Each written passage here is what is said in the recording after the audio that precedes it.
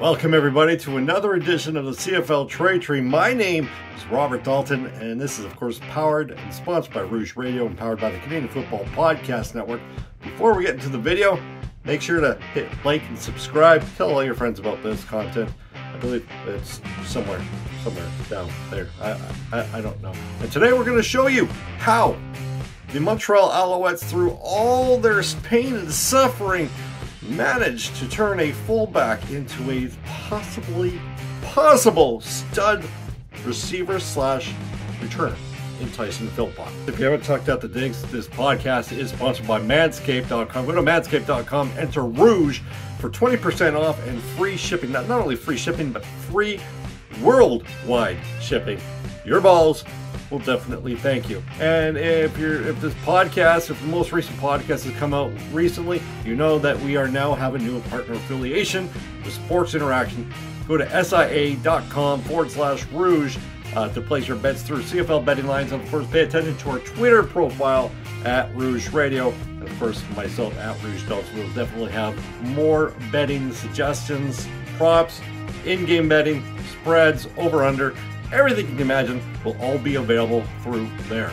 Well, let's get to the video. Now let's rewind to 2012, shall we? The Alouettes, with the 11th overall pick, select fullback slash tight end Patrick Lavoie. Now a lot of you are thinking, hey, what do we care about Patrick Lavoie? This video in the heading says how the Alouettes turned JC Beaulieu into Tyson Philpot. A, patience. Okay. B, we'll get there. We will. Trust me. Now, his time in Montreal wasn't exactly something to be cheering about. Used relatively sparingly, of course. Why not? He was a rookie. Most rookies don't have that standout production in the first year, especially post-Anthony Beulieu. Well, I guess he was kind of playing that year, but he was definitely on the downward spiral. I'm getting off topic. Patrick Lavoie was good, just not good yet. And then the Ottawa Redblacks came around, and guess who was left unprotected in the 2013 expansion draft? Well, Patrick Lavoie. And he was selected. He was good, catching touchdowns at key times for Ottawa in 2015 and 2016 en route to their first Grey Cup in franchise history. Now, we're not going to say that Patrick Lavoie was the reason, but he definitely helped Ottawa get to that point. After Patrick Lavoie was taken in the expansion draft, there was a hole there. So fast forward to 2014 in the CFL draft, the Alouettes took JC Beaulieu. Alright, so now we're getting to the point of this trade tree video. During his many years with the Alouettes, they weren't pretty. He wasn't. I mean, he's a very well-looked guy. The Alouettes weren't pretty. They made the playoffs in 2015. And then after that, they were just the gong show. Yeah, they made it in 2019, but that was pretty bad. But we're getting ahead of ourselves because used sparingly through defensively or offensively, on the ground and in the air and in special teams, JC Beaulieu's time in Montreal ran out. And in January of 2018, prior to the 2018 season, Davis Reed said, "We are gunning for Johnny Football. We're going to make a play for him." Now, at this time, this would have been for his rights. He wasn't with the Hamilton Tiger Cats, but they held his rights. Spoiler alert! They would eventually trade for him later that year. And that's another trade tree, and it's still kind of growing at this time, but I digress. In January of 2018, the Alouettes would take JC Beaulieu and trade him to the Ottawa Redblacks in exchange for Patrick Lavoie. You see, now you're glad that we took you on that history lesson, right? Yeah, it's all good. Patrick Lavoie's time in Montreal, though, was kind of short, like everybody's career in Montreal in 2018. Mike Sherman couldn't get a headset off, Johnny Football couldn't make a pass, and Tony Pipkin had trouble. But the future was bright for Montreal, unless you're watching 2022 Owls football. You really don't want to say that too often. With Vernon Adams and Geno Lewis, and the list goes on and on. It's a very good, productive team that's not being coached well right now. And again, I digress. So 2018 was a disaster year for the Alouettes, and at the trade deadline, a young up-and-coming team in Saskatchewan said, we're going to run for the title, and lose to Winnipeg for the first of 3 straight years.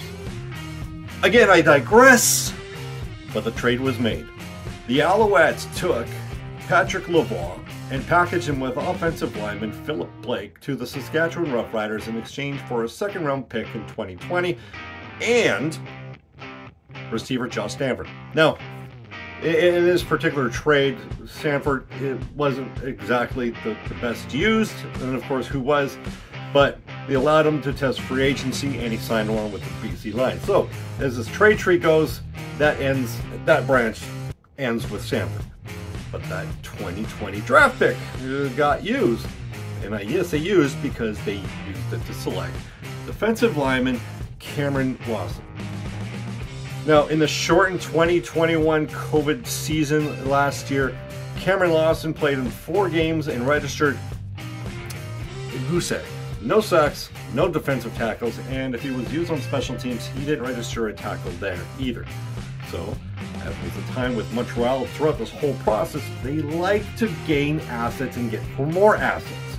It's just one of the strong suits that throughout this whole 8 years. That's probably the only thing that they really consistently did well throughout these 8 years. Anyway, prior to the 2022 draft, the Alouettes made another trade.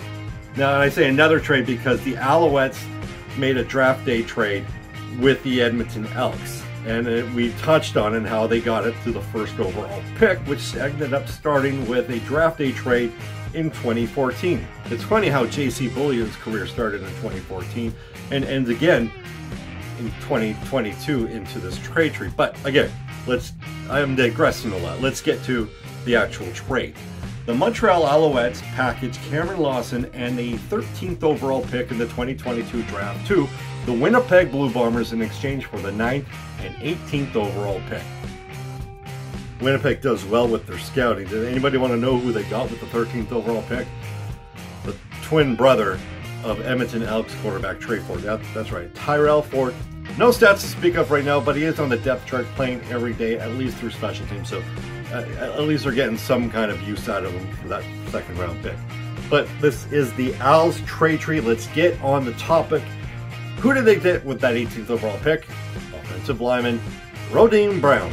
A lot of upside. A big beast of offensive lineman. Hasn't played a snap at all yet in 2022, but he's currently on the injured reserve for the Alouettes, or the suspension list. And I think that is probably a maneuver to hide him without actually losing his rights, which is, again, another smart move by the Montreal Alouettes. But who did they take with the 9th overall pick in the 2022 draft? That's right, the Montreal Alouettes with that 9th pick select Tyson Philpot. Now, I grew up watching his father, Corey, a very versatile, reliable running back / receiver when he could. He was generally the reason why the Winnipeg Blue Bombers went from pretenders to contenders from the early 2000s, even though he only played with them for the 10 games in 2000. But his time in BC can never ever be forgotten. And he's definitely passed on his genetics and his traits to his twin boys, Jalen in Calgary and Tyson in Montreal. Currently this year, as it stands right now, he's already a kick returner, punt returner, and that isn't still with the Alouettes having Chandler Worthy and found replaceable in regards to trading out Mario Alford. He's also a very deep threat with Geno Lewis already on this side, already has a bunch of highlight reel catches. Listen, we can slag on Montreal all we want, and we have, and we'll probably continue to do so until Danny Machocha leaves that spot. But throughout those 8 years, there's a lot of things that Montreal has done well, is that they've taken assets, and if they've realized that they've made a mistake, they erase that mistake by getting a better player in a trade. You go from JC Beaulieu to Patrick Lavoie, and now you have Tyson Philpot at the end of the trade tree. I have to commend the Montreal Alouettes. What do you think with the Montreal Alouettes? Leave a comments below. And again, like always, if you have any suggestions for a future trade tree, leave the comments below or hit me up on Twitter @Rouge Radio, and of course myself @Rouge Dalts. And this video is powered by the Canadian Football Podcast Network. You can be reached at CF Pod Network on Twitter.